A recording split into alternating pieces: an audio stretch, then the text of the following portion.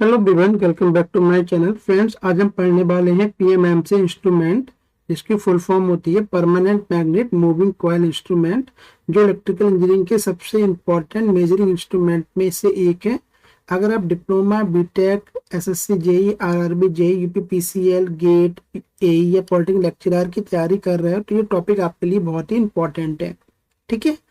सबसे पहले आप मुझे एक बात बताइए, क्या आपने कभी सोचा कि किसी मीटर के अंदर इतनी छोटी सी पॉइंटर कैसे घूमती है? बिजली दिखाई नहीं देती, फिर भी ये पॉइंटर कैसे बताता है कि कितना करंट है या वोल्टेज है? इसी का जवाब है पीएमएमसी इंस्ट्रूमेंट। चलिए, सबसे पहले हम लोग पीएमएमसी की फुल फॉर्म जानते हैं। पीएमएमसी की फुल फॉर्म होती है permanent magnet moving coil instrument. ठीक है। ये केवल डीसी वोल्टेज और डीसी करंट को मेजर करता है। ठीक है, मतलब पीएमएमसी का यूज करते हैं वो डीसी करंट या फिर डीसी वोल्टेज को मेजर करने के लिए किया जाता है। अब बात करते हैं इसकी डेफिनेशन की। पीएमएमसी इंस्ट्रूमेंट एक ऐसा इलेक्ट्रिकल मेजरिंग इंस्ट्रूमेंट है जो परमानेंट मैग्नेट के मैग्नेटिक फील्ड में रखी हुई मूविंग कॉइल पर उत्पन्न टॉर्क के आधार पर डीसी करंट और डीसी वोल्टेज को मेजर करता है। ठीक है। अब बात करते हैं इसके डायग्राम की। देखिए, आप देख सकते हैं यहाँ पे नॉर्थ पोल है, ये साउथ पोल है। ठीक है। ये दोनों कैसे पोल है? ये दोनों है परमानेंट मैग्नेट, लिखा भी है डायग्राम में। ठीक है। इसका काम क्या है? इसका काम है यूनिफॉर्म मैग्नेटिक फील्ड को बनाना। अगर फील्ड यूनिफॉर्म फील्ड नहीं होगी तो रीडिंग भी एक्यूरेट नहीं मिलेगी। अब बात करते हैं मूविंग कॉइल की। ठीक है। देखिए, मूविंग कॉइल में क्या होता है, इसमें कॉपर वायर की हल्की कॉइल लगी होती है।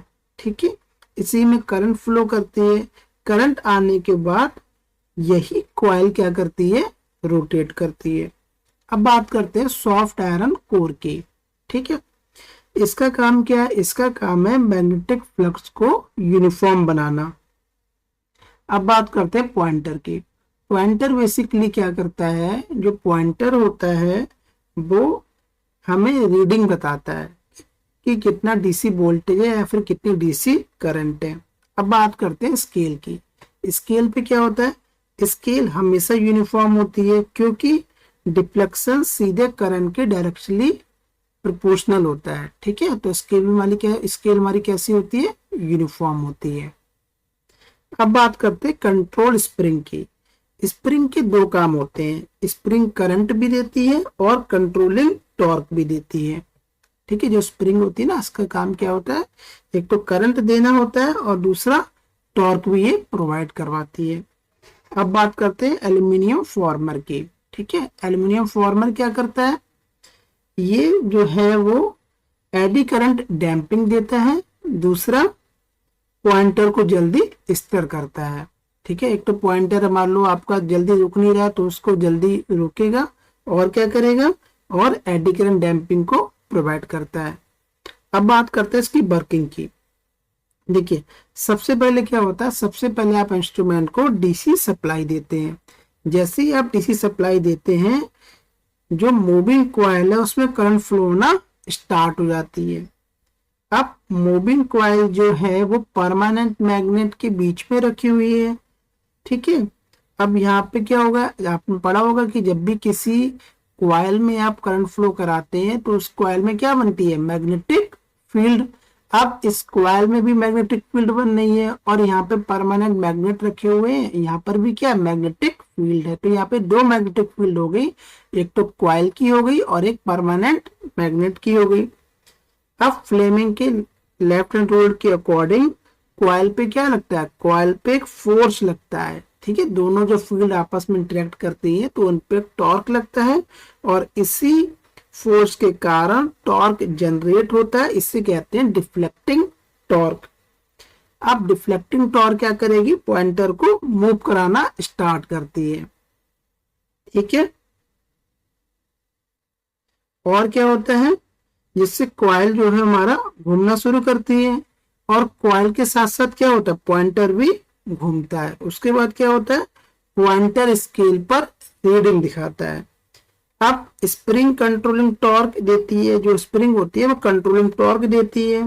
जब डिफ्लेक्टिंग टॉर्क और कंट्रोलिंग टॉर्क आपस में क्या होते हैं, जब बराबर हो जाते हैं, जो स्प्रिंग के द्वारा मिलेगा आपको कंट्रोलिंग टॉर्क और यहाँ से आप डिफ्लेक्टिंग टॉर्क दे रहे हैं, ये दोनों बराबर हो जाते हैं, तो उस पॉइंट पे पॉइंटर हमारा रुक जाता है। ठीक है, और वहीं पर हमें फाइनल रीडिंग मिल जाती है।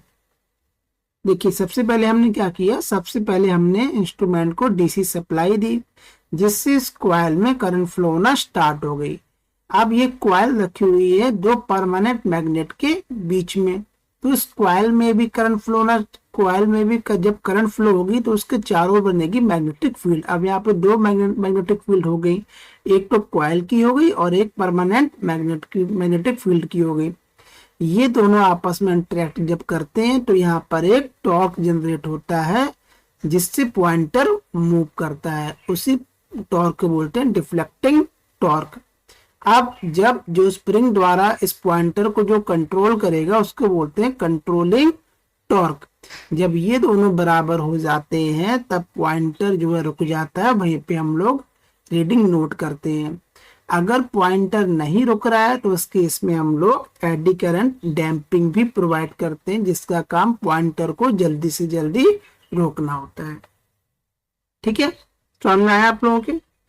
ठीक है, अब देखिए आप इंपॉर्टेंट बात ये समझिए, जो डिफ्लेक्टिंग टॉर्क होता है बोट का करंट के डायरेक्टली प्रोपोर्शनल होता है। ये पूछा भी जाता है डिफ्लेक्टिंग टॉर्क को, यानी जितना ज्यादा करंट बढ़ेगा उतना ही ज्यादा टॉर्क बढ़ेगा, और जितना टॉर्क बढ़ेगा उतना ही ज्यादा पॉइंटर क्या होगा, पॉइंटर घूमेगा, क्योंकि डिफ्लेक्टिंग टॉर्क लगेगा तो पॉइंटर भी क्या करेगा, पॉइंटर घूमेगा।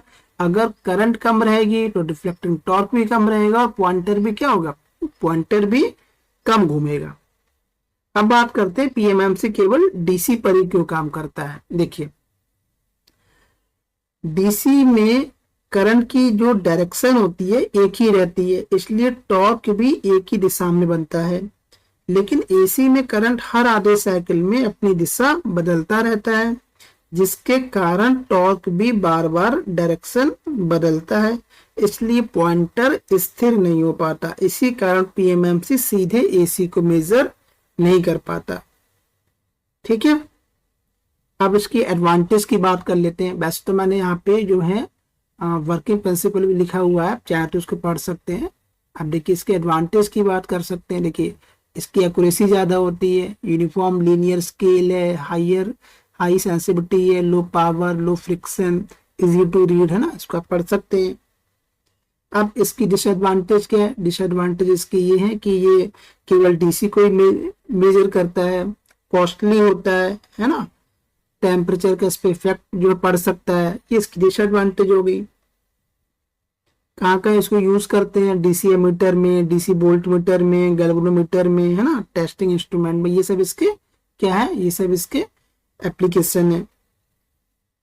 तो फ्रेंड्स अगर आपको आज का लेक्चर पसंद आया हो और पीएमएमसी इंस्ट्रूमेंट अब आपको बिल्कुल आसान लगने लगा हो तो वीडियो को लाइक करें, अपने दोस्तों के साथ शेयर करें और गौरव लर्निंग स्टूडियो को सब्सक्राइब करना ना भूलें। कमेंट सेक्शन में आप मुझे बताइए पीएमएमसी का फुल फॉर्म क्या है। मिलते हैं नेक्स्ट वीडियो में। Okay, thank you.